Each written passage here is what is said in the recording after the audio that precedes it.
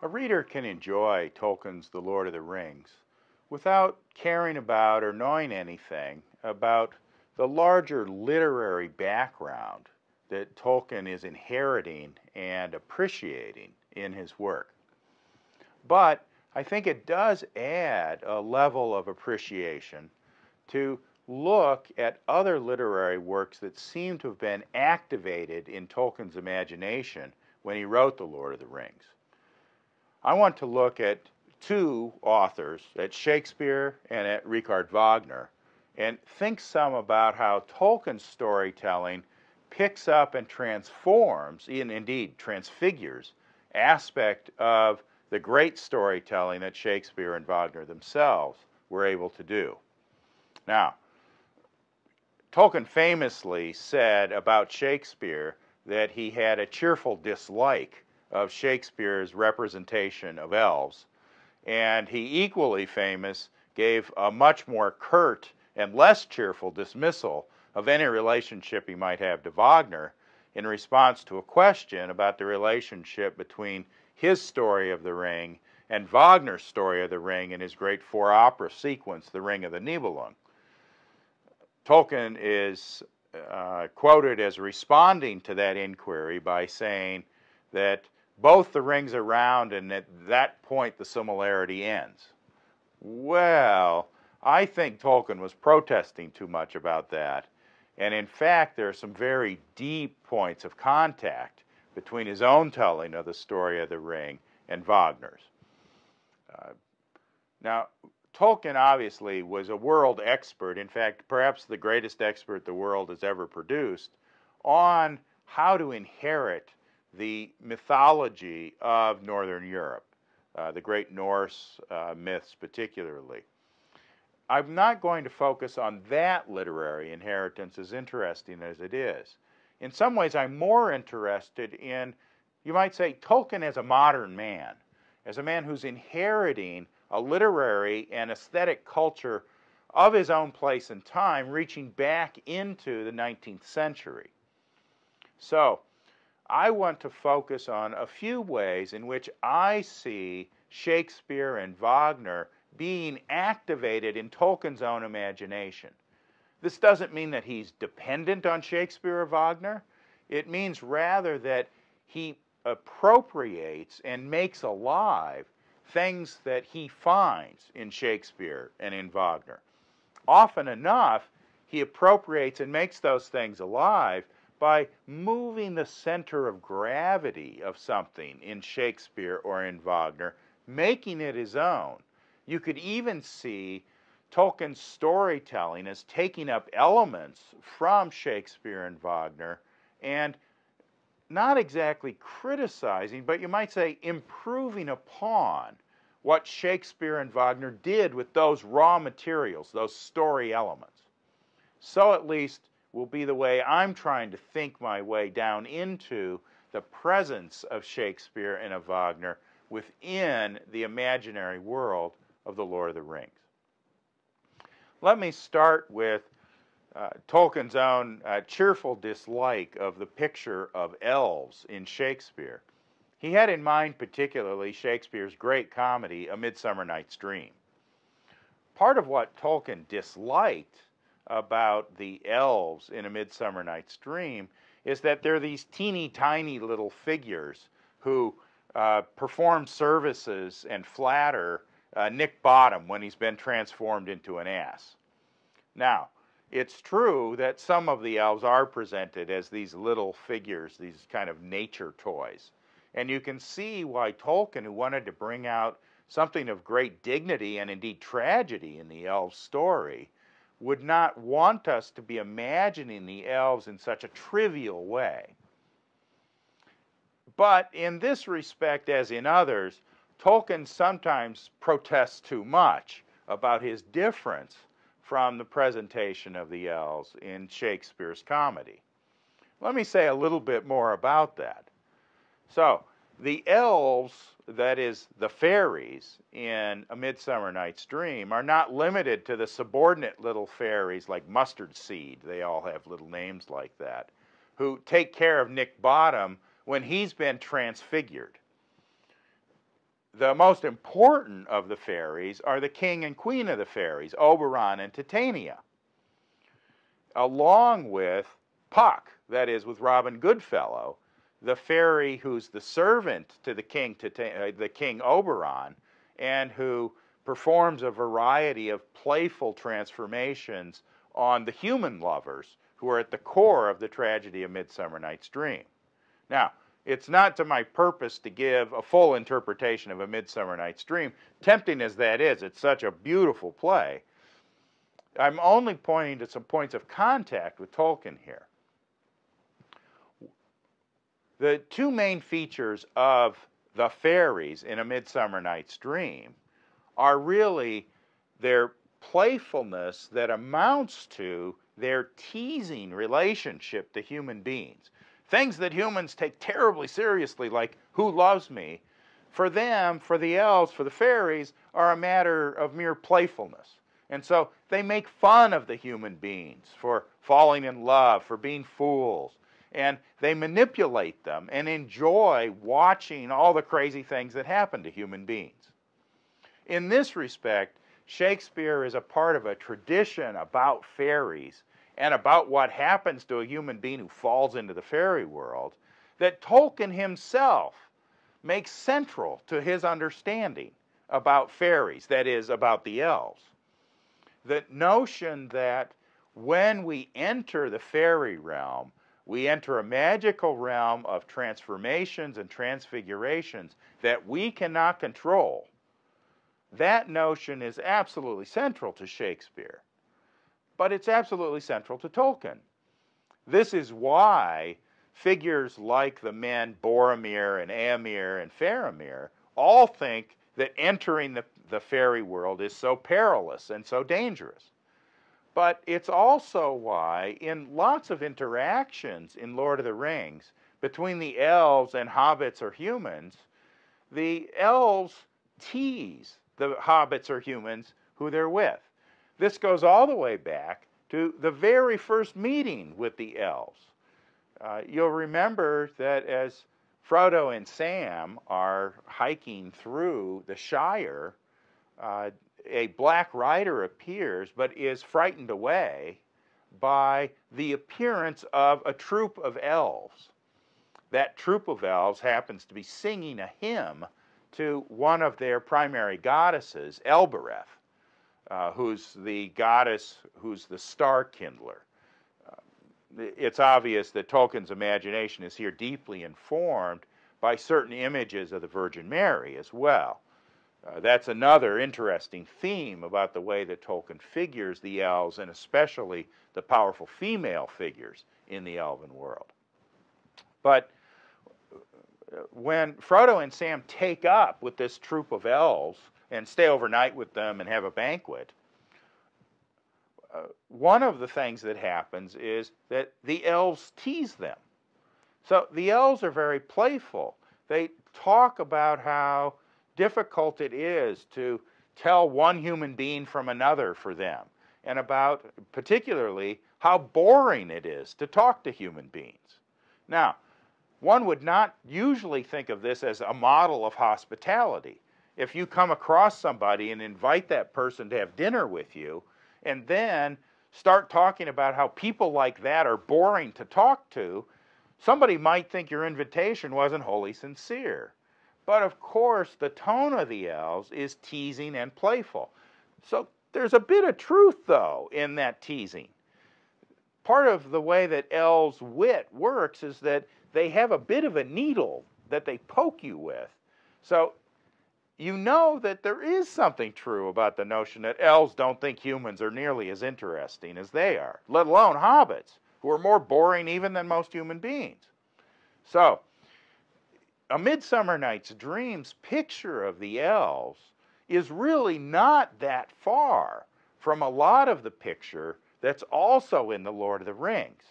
If you only focus on the little elves, Mustard Seed and his cohorts, who take care of Bottom, then Tolkien's objection that, oh, they're diminished, they're just made comic, it doesn't capture their dignity and their tragedy, then you can understand that.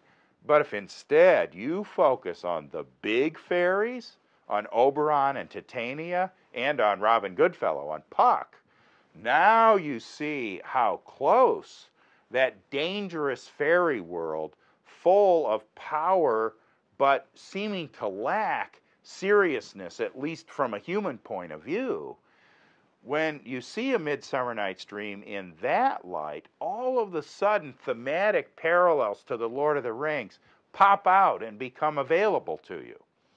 I would even go this far.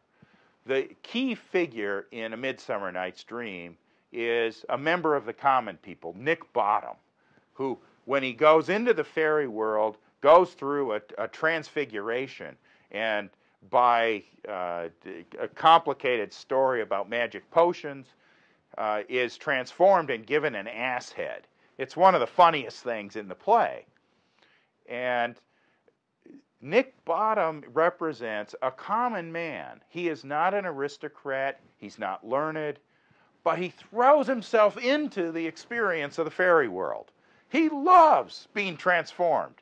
And in fact, the queen of the fairies, Titania, falls in love with him.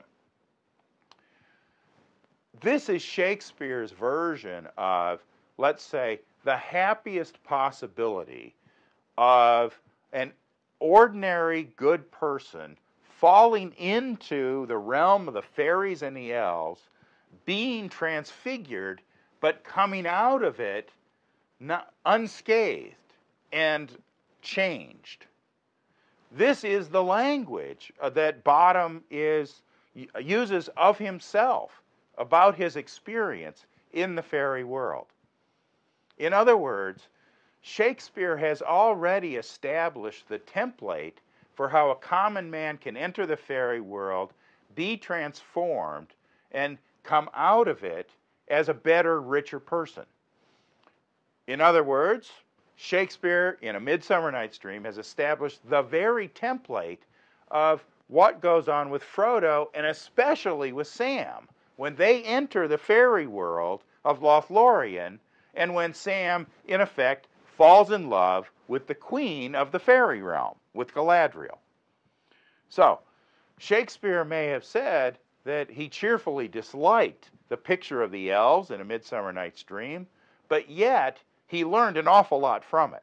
And in some ways, his picture of the teasingness, the dangerousness, the perilousness of the elves, the way that they're a realm of transfiguration, but yet a realm that can, in the changes it works upon a human being, have a positive effect.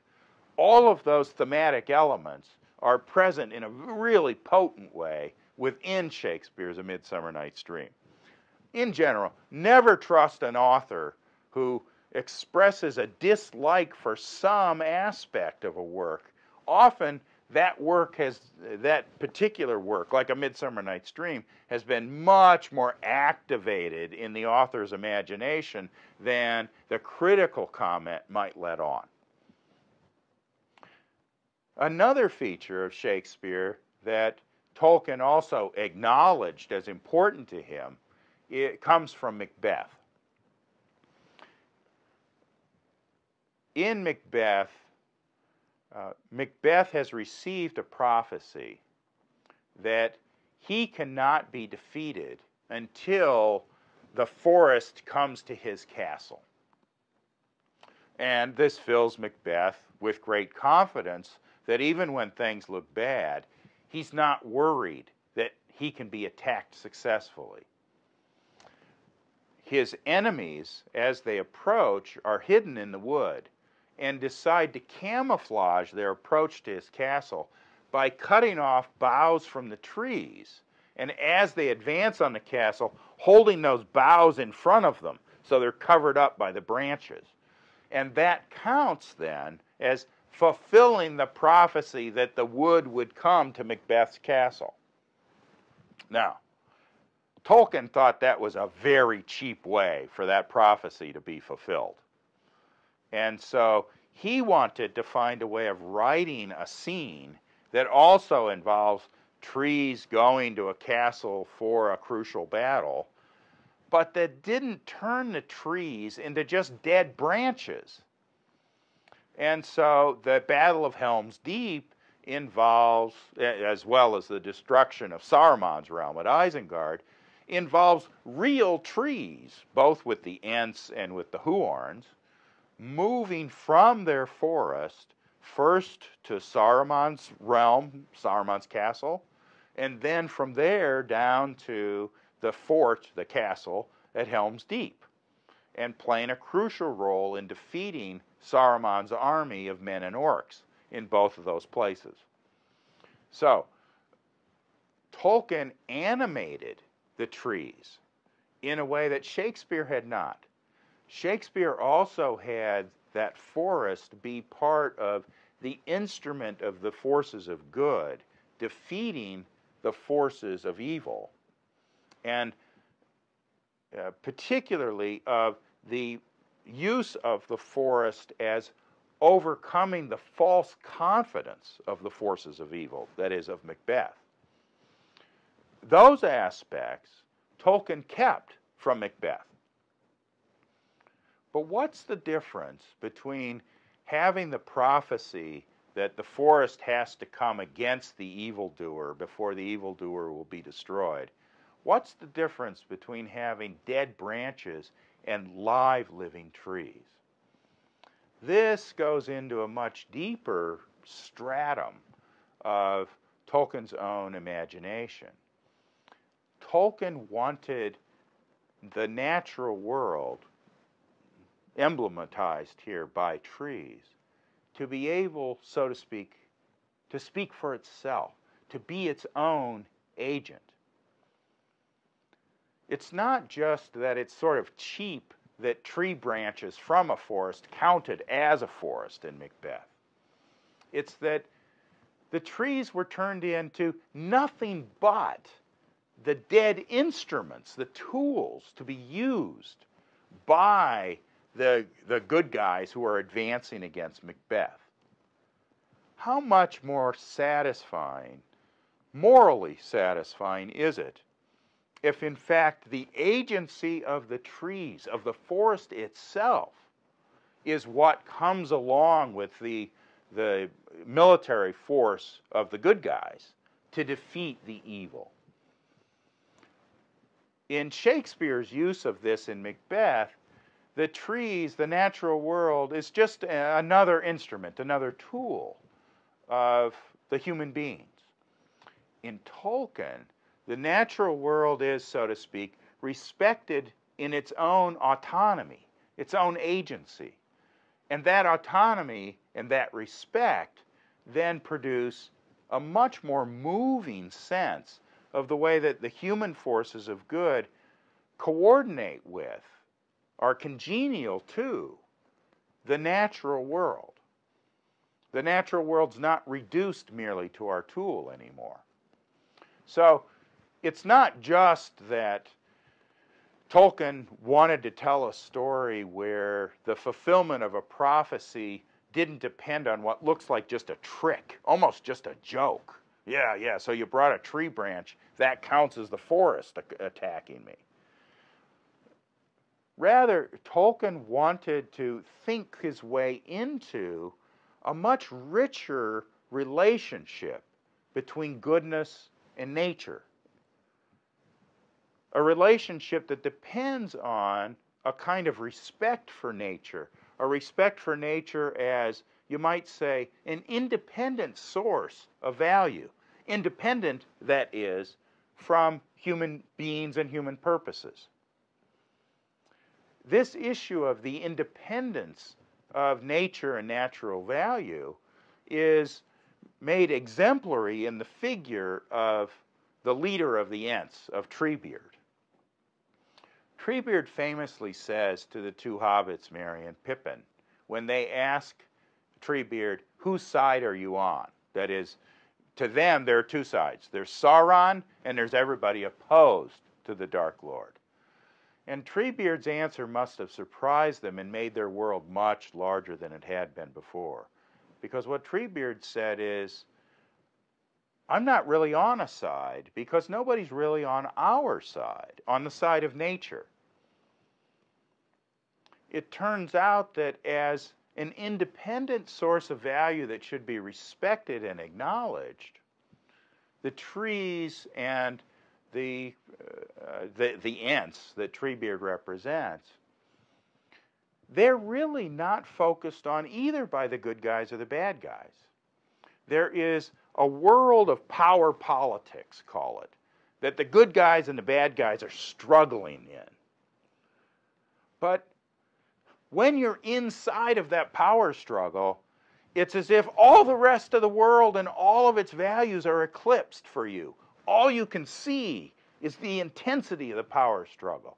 In the middle of a war, who can write a novel? Now, some people do write novels in the middle of the war, but if you don't write a novel about the war, you might well be criticized by people as not being socially conscious enough, for example.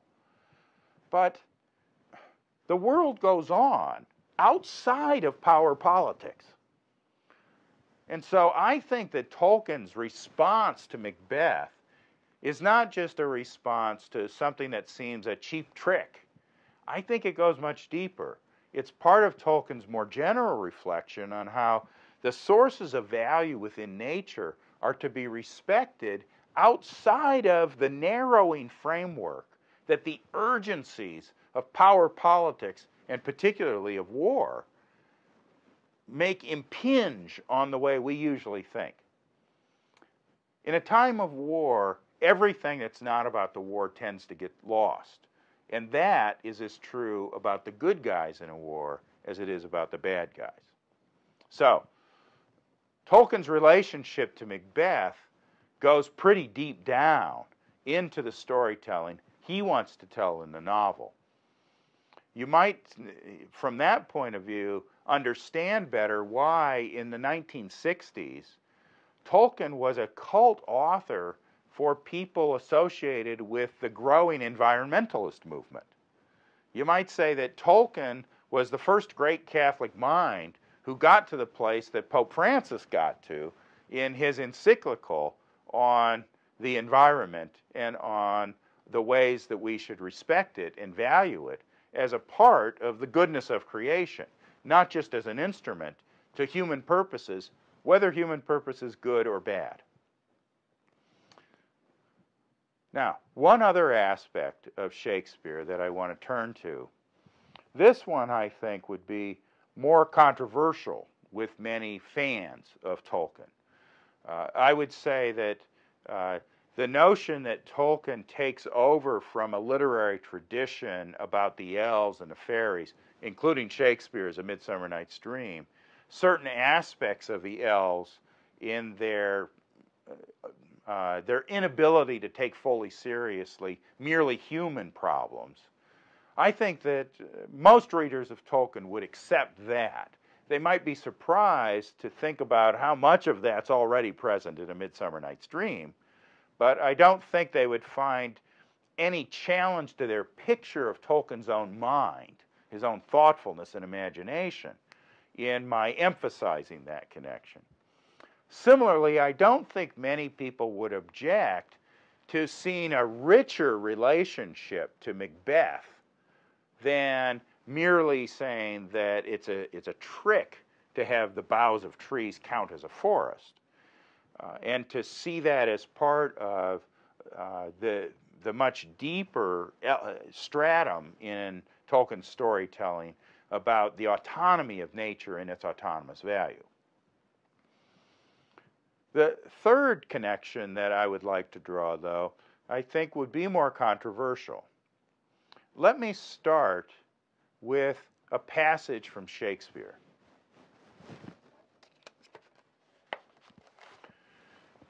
In Shakespeare's Antony and Cleopatra, there is a very focused exploration of the nature of erotic love and erotic attraction and how erotic attraction exercises power over us.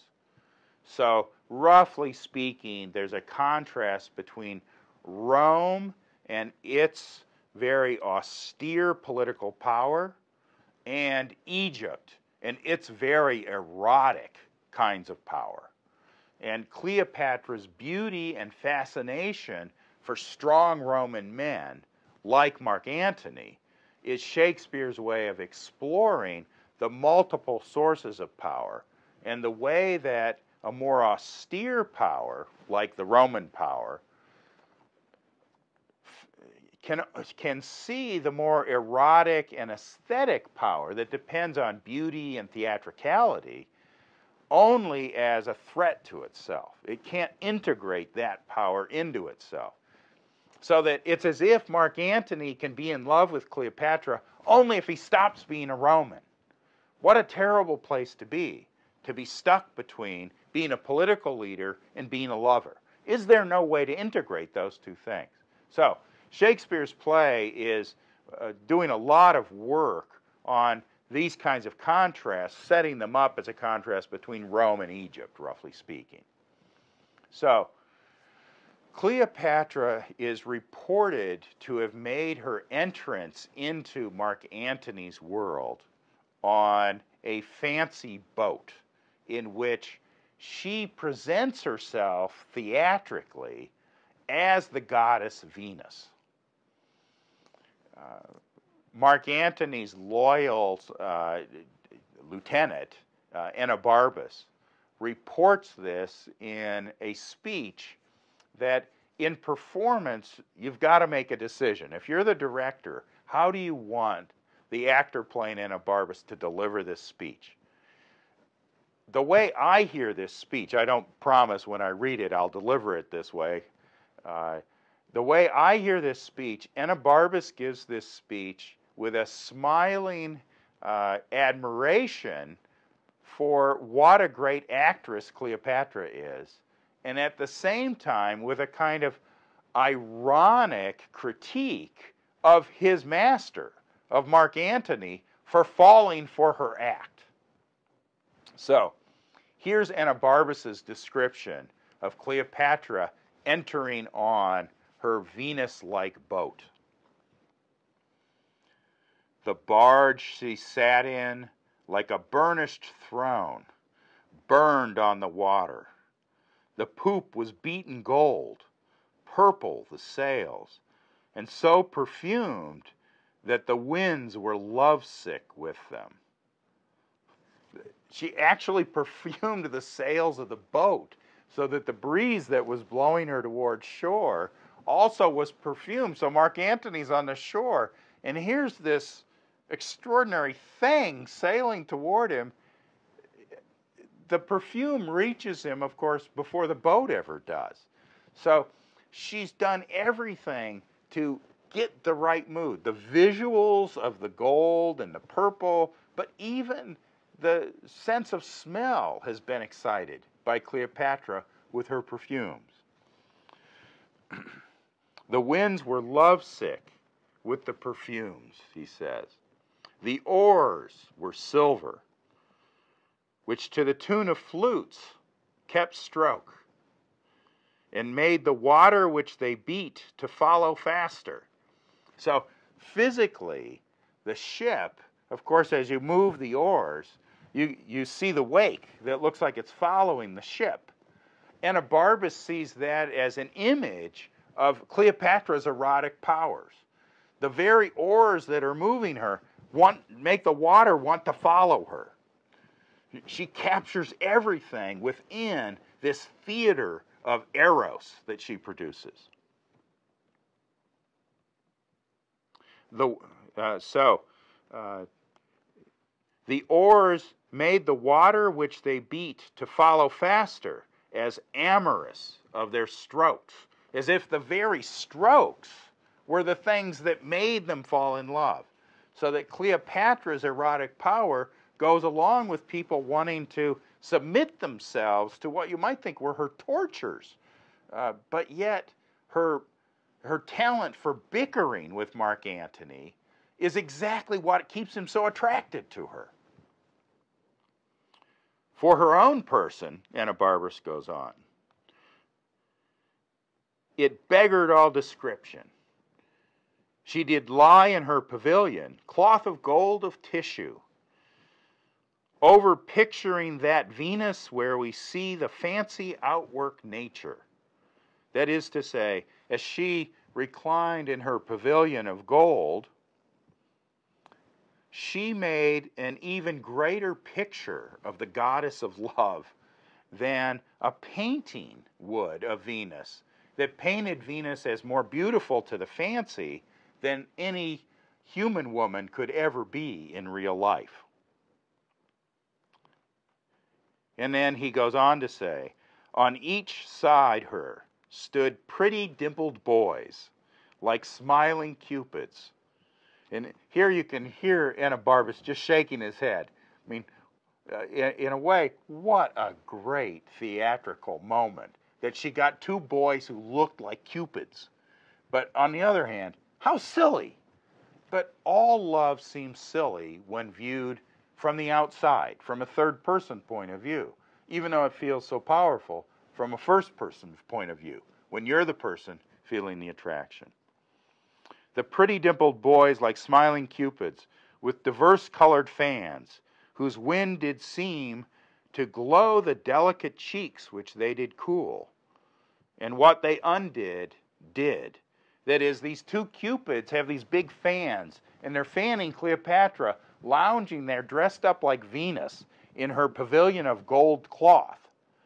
And as they fan her to cool her, it seems to make her cheeks glow, as if in the very act of cooling her, they heat her up. They make her hot, to use the contemporary idiom, which was also part of Shakespeare's idiom. So Cleopatra has staged her appearance before Antony as the goddess of erotic passion, as Venus, and all of the physical things that make the boat go, and all of the attendants, all of these things are turned into a theater of erotic desire, of erotic passion. It's an extraordinary moment about the way that theater can make a human woman become a goddess to us. Think about Cleopatra's barge, then, in light of the following passage.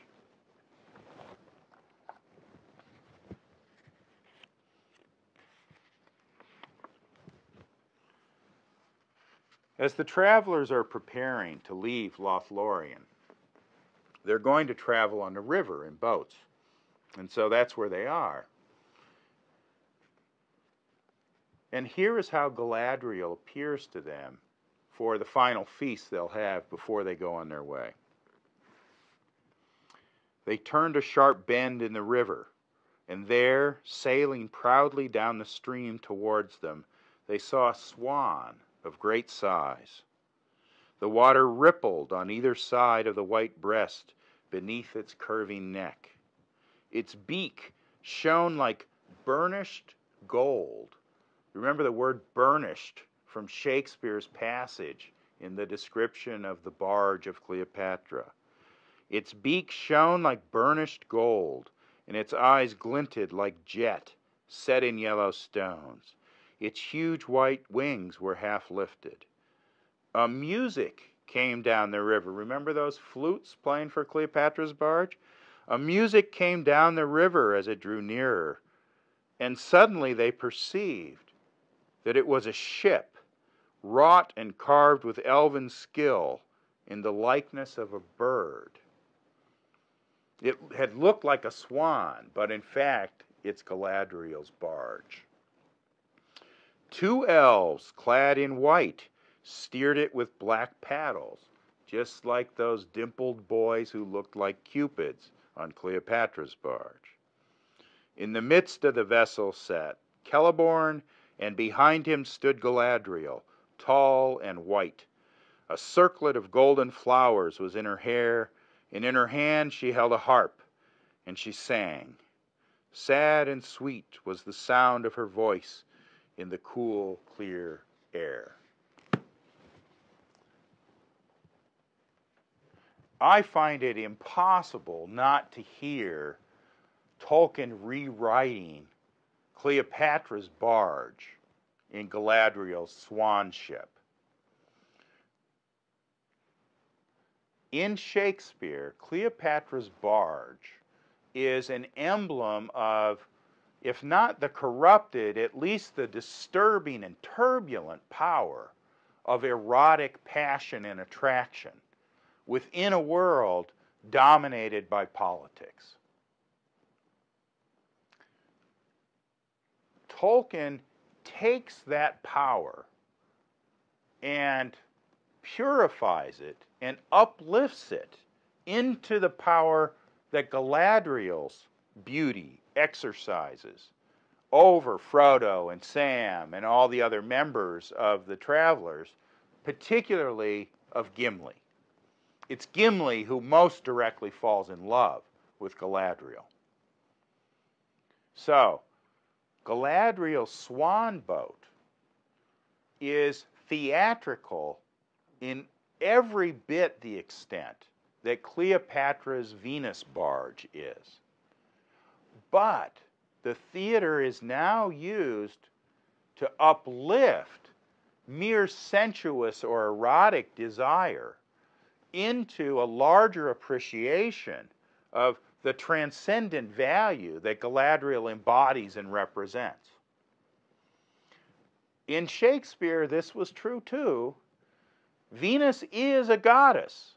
Cleopatra used theater to elevate herself, and therefore the experience that Mark Antony has of her beauty, into something divine, something that points toward a goddess. But yet that goddess herself has within her the makings for turbulent anxiety about her power. Venus is an essentially questionable, or at least perilous, goddess. The Lady Galadriel, Tolkien makes it, inherits this power that was in Cleopatra's barge, but now uplifts it. And so the goddess figure, the divine female figure that Galadriel brings to our mind is probably less Venus than it is the Virgin Mary, as many readers have thought. But I don't want to leave it at something quite that simple. It's not as if, by imitating this passage from Shakespeare, Tolkien then just cleanses Eros of all of its difficulties. Far from it. He reveals the positive side of Eros more centrally. That's the side of it that's most prominent in Tolkien's rewriting of Shakespeare, whereas it's the more dangerous or perilous side that's more prominent in Shakespeare's original. But Tolkien does not let you forget the dangerous side. There is something still true about the perilousness of the beauty that Galadriel represents. I think this is a wonderful example of something that Tolkien does in many places.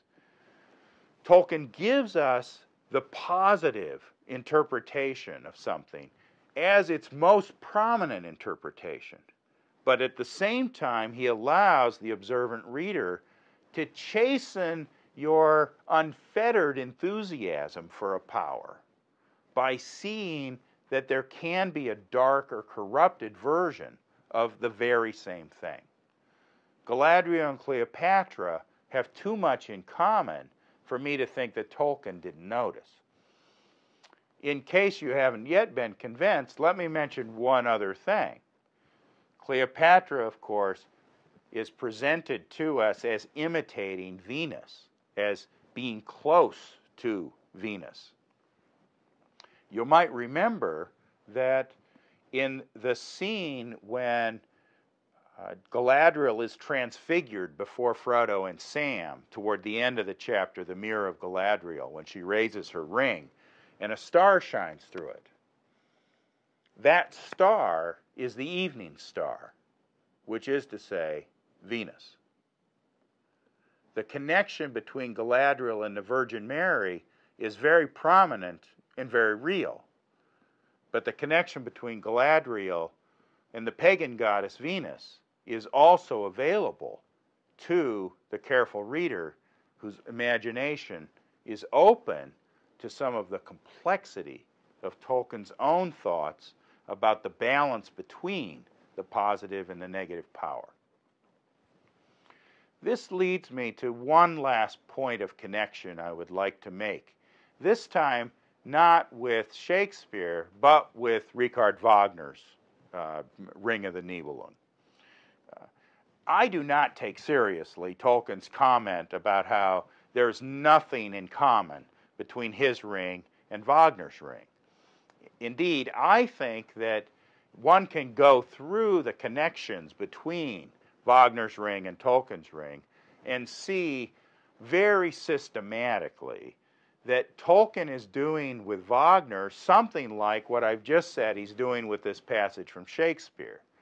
He's taking something that in Wagner celebrates, revels in a moral ambiguity, an ambiguous situation, as if Wagner wants us to experience the ambiguity. Tolkien takes over that ambiguity and shows us a way up, and perhaps a way out, to some extent, of that ambiguity. I'll just take one example here. One could take lots of examples from the female figures and issues about sexuality, but I want to focus instead on a question about power. The figure of Wotan, the leader of the gods in Wagner's Ring, is the figure of a man who feels his great power still leaves him unfree. It's almost impossible to summarize Wagner's story about this ring of power, but I'll only say this much about it. Wotan would like the ring of power to be destroyed because he's afraid its power can be used against him. But Wotan is not in a position to destroy it himself. The contracts that he's made have made it impossible for him to be the one who does the destruction. So Wotan is looking for a way to get somebody else to do it. The problem is that when you're a big, powerful god, or let's say you're running a country, or for that matter, a company, and there's something you would like to have happen, but you're not in a position, you can't be the person to do it, right? You need plausible deniability. You need somebody else to take responsibility for doing it. The problem is if you just happen to say to some of the people who are your agents, who work for you, boy, I really wish that that would happen, and then one of them runs off and does it, everybody will just blame you. They'll think you did it. That's the position Wotan is in. I really wish somebody would get rid of that ring, but Wotan produces people to try to do that, particularly a figure named Sigmund, but everybody says, well, wait a second, that's just you. You're just using him as a tool or a puppet. So the drama for Wotan is, how can there be a completely free agent who yet does the thing that I need to get done? And that turns out to be Siegfried. But because Siegfried is a completely free agent, even though he does what Wotan wants in one sense, it turns out that the thing he does also destroys Wotan. So part of Wagner's whole story is a story about a paradox about power. That power sometimes seems to constrain us so that what we would want to have happen is something we have to just hope somebody else does. They have to do it as a free agent. But if we really leave them free, what they do might not really answer to what we would like to have happen. The way this comes up in The Lord of the Rings is through a whole series of passages about how leaders use other people as tools.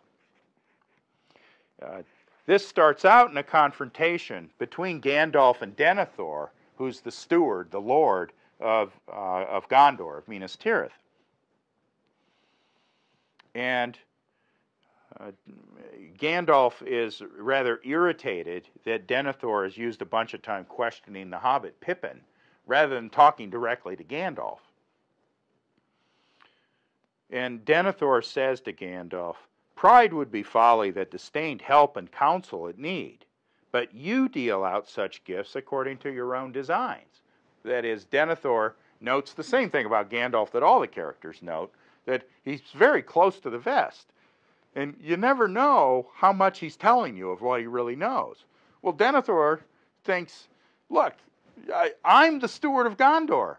I can't be fooling around trying to figure out how much you're really telling me.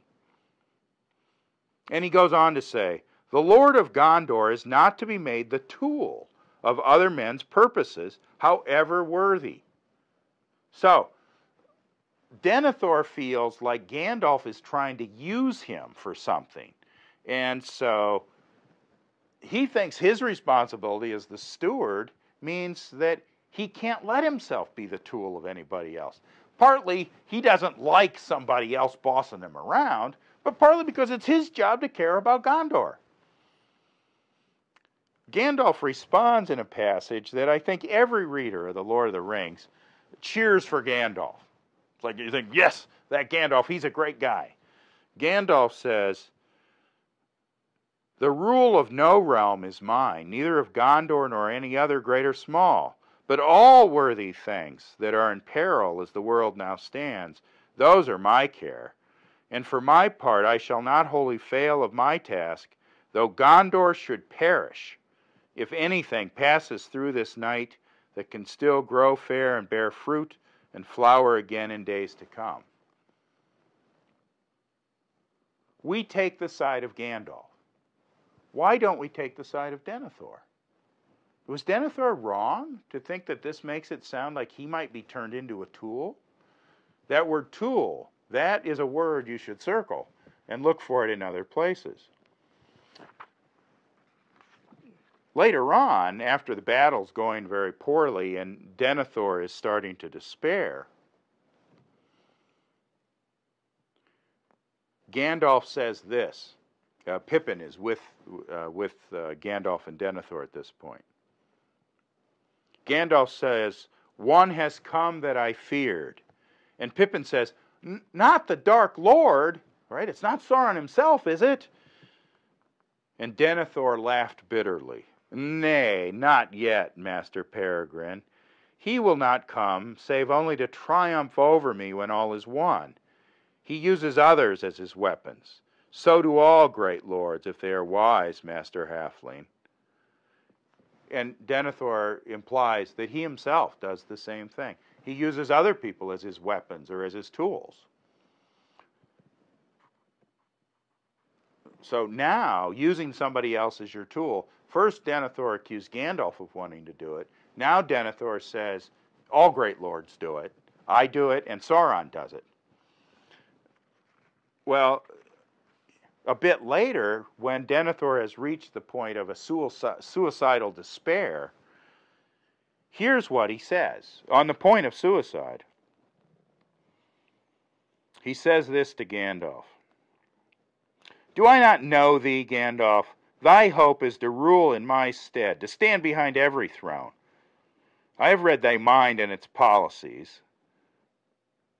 He says, in our speech together I have learned the names and purposes of all thy companions. So, with the left hand thou wouldst use me for a little while as a shield against Mordor, and with the right bring up this ranger of the north to supplant me, Aragorn, the true king. But I say to thee, Gandalf, I will not be thy tool.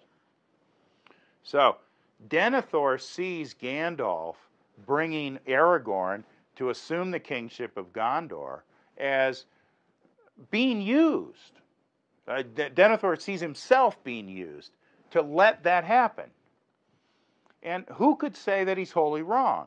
We might be on Gandalf's side, but it's not as if Denethor is saying something that's merely crazy or false. Tolkien has given you these passages about how great lords use others as weapons or tools in order to make you less comfortable with thinking that it's easy to be Gandalf, or it's easy to see that Gandalf's got all the right on his own side. There might be reasons that people like Denethor oppose Gandalf. Now, Tolkien makes Denethor an unsympathetic character.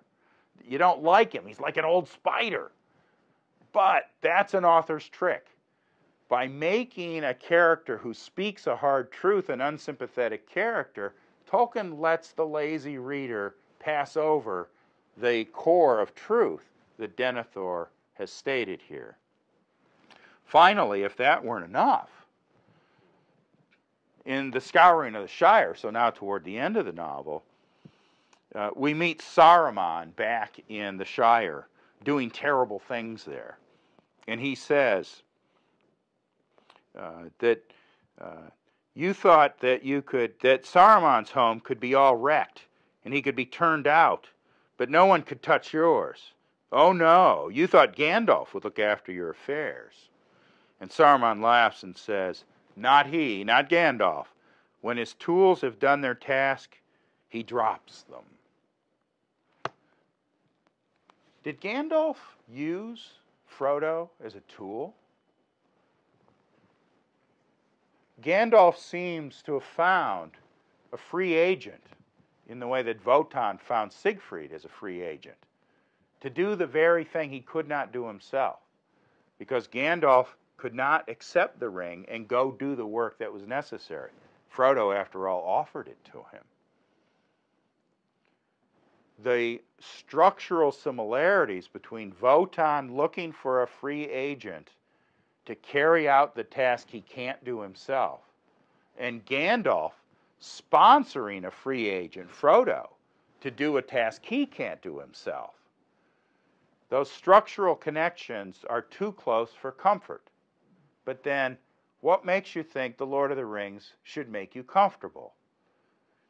One more example of how Tolkien meant to leave you less comfortable, less sure of yourself when you take the side of the good guys. This is from the very beginning of the novel, and it's easy not even to notice it. So in The Shadow of the Past, Gandalf is talking to Frodo back in the Shire before any of this adventure starts, and telling him the history of the ring. And he says he found Gollum and questioned him about it. Here's what Gandalf says. I endured him as long as I could, but the truth was desperately important, and in the end I had to be harsh. I put the fear of fire on him and wrung the true story out of him, bit by bit, together with much sniveling and snarling. Gollum thought he was misunderstood and ill-used. Barely a page later, we have this passage. Where had Gollum been before Gandalf found him? What had he been doing he would not say. He only wept and called us cruel, with many a Gollum in his throat. And when we pressed him, he whined and cringed, and rubbing his long hands, licking his fingers as if they pained him, as if he remembered some old torture. But I'm afraid there is no possible doubt. He had made his way to the land of Mordor. That is, Gollum was tortured at Mordor. What was he when he was with Gandalf? I put the fear of fire on him and wrung the true story out of him. Why do you suppose Gollum might have called Gandalf cruel? Would you feel better if instead of using fire to wring the truth out of Gollum, he had, say, used water? He might have waterboarded him. These questions never go away about torture and who are the good guys and who are the bad guys. But after all, as Tolkien lets us see, the truth was desperately, desperately important. So are the words of Gandalf. So are the words of every torturer. Tolkien realized, I think, how hard it is to separate the good from the bad in this changeable world without any remainder. As readers, he invites us to identify with the goodness of the good guys. But he also gives us the opportunity, if we choose to take it, of seeing the kernel of truth in those who have a darker view of the nature of the world.